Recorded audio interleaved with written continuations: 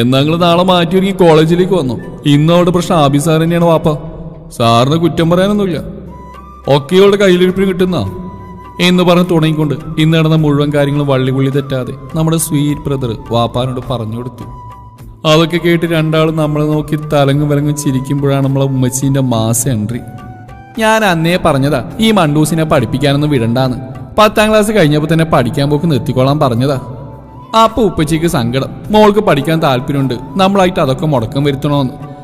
എന്നിട്ടിപ്പോ എന്തായി? മീറ്റിങ്ങിനൊക്കെ ചെന്ന ഇവളുടെ കാര്യം പറയേണ്ട തൊലി ഉരിച്ചു കളയാറുണ്ട് ആ ആബിസാറ്. പിന്നെ ഈ ചെറുക്കനുള്ളതാ ആകെ ഒരു ആശ്വാസം.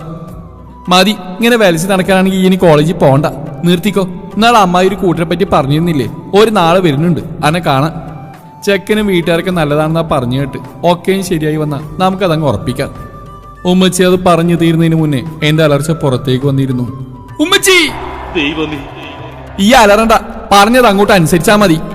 ദേ ഉമ്മച്ചി, നിങ്ങൾ ചുമ്മാതെ അതും ഇതൊക്കെ പറയാൻ ദേഷ്യം പിടിപ്പിക്കരുത്, അല്ലാത്തന്നെ ഞാൻ ഇവിടെ നിയന്ത്രണം വിട്ട് നിൽക്കുക. ഡീ ഉമ്മച്ചി ചുമ്മാതെ ഒന്നും പറഞ്ഞല്ല, നിന്നെ കെട്ടിച്ചുവിടാൻ തന്നെ തീരുമാനം. അല്ലേലും ഈ പെൺകുട്ടികളൊന്നും ഒത്തിരി പഠിച്ചിട്ടൊന്നും കാര്യമില്ല, അല്ലേ ഉമ്മ എന്ന് പറഞ്ഞിട്ട് ഈഷ നമ്മളെ നോക്കി കിണിച്ചതും നമ്മളവരെ കഴുത്തിന് പിടിച്ച് ഞെരിക്കാൻ പോയി. ഡീ നീ ഇനി എന്തൊക്കെ ചവിട്ട് നാടൻ കളിച്ചിട്ട് കാര്യമില്ല, അവർക്ക് ഞാൻ വാക്ക് കൊടുത്താ നാളെ വരും, ഒരുങ്ങി അങ്ങോട്ട് നിന്നാ മതി എന്ന് പറഞ്ഞുകൊണ്ട് ഉമ്മച്ചി നമ്മളെ നോക്കി കണ്ണുരുട്ടിയതും നമ്മൾ വാപ്പച്ചീന്റെ മുഖത്തേക്ക് ദയനീയമായൊരു നോട്ട് എറിഞ്ഞു കൊടുത്തു. അന്നേരം വാപ്പ ഞാനൊന്നും അറിഞ്ഞില്ലേ രാമനാരായണ എന്ന മട്ടിൽ മാനത്തും നോക്കി ഇരിപ്പാണ്. ഇങ്ങനെയൊക്കെ എന്തോന്നു വാപ്പച്ചി, വാപ്പയാണത്രേ വാപ്പ. വാപ്പ ഒരു വാപ്പയാണോ വാപ്പ? വാപ്പ വാപ്പാന്ന് വിളിച്ചോണ്ടൊന്നും വാപ്പ വാപ്പയാവൂല. വാപ്പാടെ വാപ്പാനെ പോലത്തെ വാപ്പയാണ് വാപ്പ. അല്ലാതെ വാപ്പാനെ പോലത്തെ വാപ്പാനെയൊക്കെ വാപ്പാന്ന് വിളിക്കണ എന്നെ വേണം വാപ്പാന്ന് വിളിക്കാൻ. ആകെ കൂടി ദേഷ്യം എരിഞ്ഞു കയറി നമ്മുടെ സകല നിയന്ത്രണം വിട്ടപ്പോ കയ്യിലുള്ള ബാഗും കർച്ചീഫൊക്കെ വാപ്പച്ചീന്റെ മടിയിലേക്ക് വലിച്ചെറിഞ്ഞ് ഉമ്മച്ചീനെ നോക്കി നിലത്ത് 4 ചവിട്ടങ്ങ് ആഞ്ഞ് ചവിട്ടിക്കൊണ്ട് ഞാൻ അകത്തേക്ക് കയറിപ്പോയി. ഉമ്മച്ചി പറഞ്ഞൊക്കെ ഒരു ചെവിയിൽ കൂടെ കേട്ട് മറു ചെവിയിലൂടെ പുറന്തള്ളിയാണ് ശീലം. അതുകൊണ്ട് തന്നെ ഈ പെണ്ണ് കാണുന്ന കാര്യവും നമ്മൾ അതുപോലെ തന്നെ ഒഴിവാക്കാൻ നോക്കി. പക്ഷേ രാത്രി മുഴുവൻ വാപ്പച്ചി നമ്മൾ അടുത്ത് വന്ന് കെഞ്ചി സംസാരിക്കാൻ തുടങ്ങി. പൊന്നു മോളല്ലേ, വാപ്പച്ചീൻ്റെ ചക്കരല്ലേ, അവരൊന്ന് വന്ന് കണ്ടിട്ട് പൊക്കോട്ടെ, മോൾക്ക് ഇഷ്ടപ്പെട്ടില്ലെന്ന് തന്നെ പറയാം അവരോടൊക്കെ. ഈ വാപ്പാന്റെയും ഉമ്മാന്റെയും വാക്കിനെ വിലൽപ്പിക്കാൻ വേണ്ടിയെങ്കിലും ഈ ഒന്ന് അനുസരിക്കടാ. പിന്നെ ഒന്നും ആലോചിക്കാൻ നമ്മൾ തലവിലേക്ക് സമ്മതം അറിയിച്ചു. കൂടുതലായി മാറ്റൊരുങ്ങാനും നിന്നില്ല, അല്ലെങ്കിലും മയങ്ങി നിൽക്കേണ്ട ആവശ്യവുമില്ല. കാരണം ഇത് മുടങ്ങാനുള്ള പെണ്ണുകാണലാണെന്ന് ഉറപ്പിച്ചിട്ടുണ്ട്. വരുന്നവന് ഏത് വഴിക്ക് ഓടിക്കണമെന്നും അറിയാം. പിന്നെ നമ്മുടെ കയ്യിലിരിപ്പൊക്കെ അറിയുന്ന ഏതവനെങ്കിലും ആണെങ്കിൽ കണ്ട വഴി ഓടാനാണ് കൂടുതൽ ചാൻസ്. കണ്ണാടിക്കുമ്പിൽ ഇതൊക്കെ ആലോചിച്ച് കൂട്ടുമ്പോഴാണ് താഴെ ഉമ്മച്ചീന്റെ വിളി. ഇബു ഒരുങ്ങിക്കഴിഞ്ഞ് ഇങ്ങോട്ടേക്ക് ഇറങ്ങിക്കോ, ഓരെത്താറായി. ഇട്ടിരിക്കുന്ന കോലം പോലും മാറാതെ എന്തിന് മുടി പോലും ഒന്ന് ചീകി വെക്കാതെ താഴേക്ക് ഇറങ്ങി അടുക്കളയിലേക്ക് ചെന്നു. എന്റെ കോലം കണ്ട ഉമ്മച്ചീന്റെ മുഖത്തുണ്ടായ എക്സ്പ്രഷൻസ് ഒക്കെ നാഗവല്ലിയിലേക്ക് മാറുന്നതിന് മുന്നേ ജീവനും കൊണ്ട് തിരിച്ച് റൂമിലേക്ക് ഓടി. വരാൻ പോകുന്ന പേട്ട് തലേനെയും പ്രായിക്കൊണ്ട് ഒരുവിധം ആർക്കോ വേണ്ടി ഒരുങ്ങിക്കെട്ടി. ഇത്തവണ താഴേക്ക് ഇറങ്ങുമ്പോഴേക്കും ഹാളിൽ നിന്ന് വാപ്പച്ചീന്റെ ഹിഷാമിന്റെ അല്ലാതെ വേറെ ആൾക്കാരുടെ ശബ്ദം കേൾക്കാമായിരുന്നു. അവർ വന്നെന്ന് തോന്നിയതുകൊണ്ട് ഹാളിന്റെ ഭാഗത്തേക്ക് നോക്കാതെ നേരെ വീണ്ടും അടുക്കളയിലേക്ക് വിട്ടു. അപ്പോഴേക്കും ഉമ്മ റെഡി വിത്ത് ചായ നിർബന്ധിച്ചുകൊണ്ട് ഉമ്മ ചായ ട്രേ നമ്മുടെ കയ്യിൽ പിടിപ്പിച്ചപ്പോൾ മടിച്ചുകൊണ്ട് ഹാളിലേക്ക് നടന്നു നീങ്ങി. ആ മോള് വന്നല്ലോ, ഇവു ഇങ്ങോട്ട് കൊടുക്ക ചായ.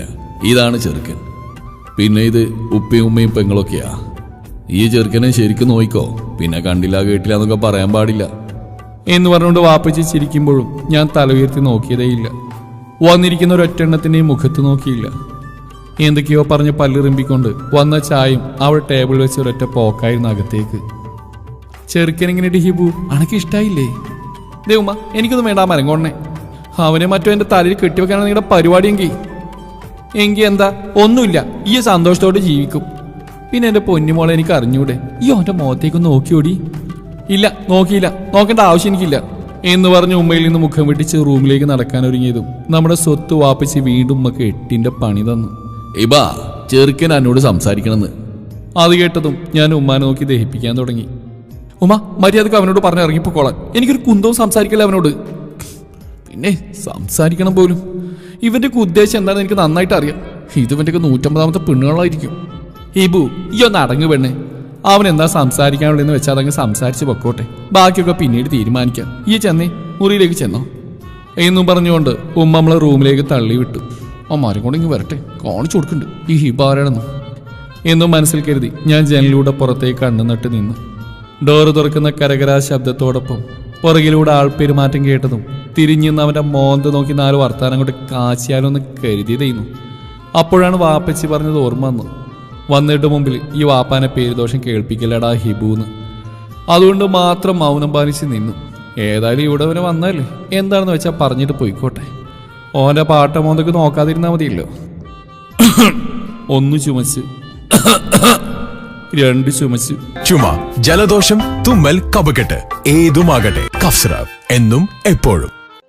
ഞാൻ ആരാ മോള്? തിരിഞ്ഞു നോക്കിയില്ല. നമ്മളോടാ ഓന്റെ കളി. അതെ, യൂണിഫോമിനേക്കാളും തനി ഡ്രസ്സിൽ സുന്ദരിയാണ് കേട്ടോ. എനിക്കിഷ്ടമായി. ആ ശബ്ദം കാതിൽ പതിഞ്ഞതും ഇടിവെട്ടിയ പോലെ ഞാൻ തരിച്ചു നിന്നു. അപ്പൊ തന്നെ തിരിഞ്ഞു നോക്കി.